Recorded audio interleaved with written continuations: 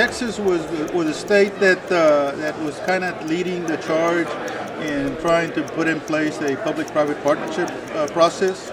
Our legislature through the years from the late 90s to the early 2000s gave us some tools to be able to do that. We successfully were able to implement those tools, and we were able to do some major projects that we couldn't get to using the public-private partnership model. We did some design-build projects that we financed ourselves through our regular funding programs.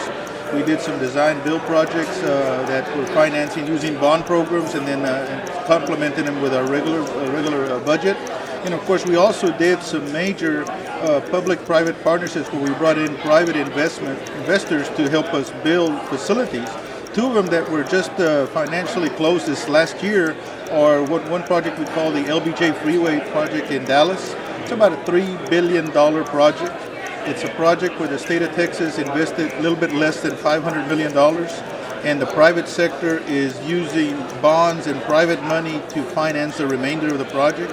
It's the reconstruction of a complete interstate, and then the revenue source to pay for that work would be some managed lane projects. Working through the region, we were able to get the region to agree on the tolling structure and put in a dynamic tolling process that would allow for reliability and travel time on those managed lanes.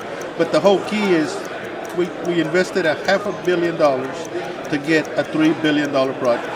That's one. That was in the Dallas area. Sister project in the Fort Worth area, in the Metroplex, is what we call the North Tarrant Express. That North Tarrant Express is also about a $2.5 billion project. Again, we invested $500 million. The private sector invested the other $2 billion. So just those two projects, we have a $1 billion investment, and we have reconstructions of major expressways in the Metroplex that are being financed by the private sector.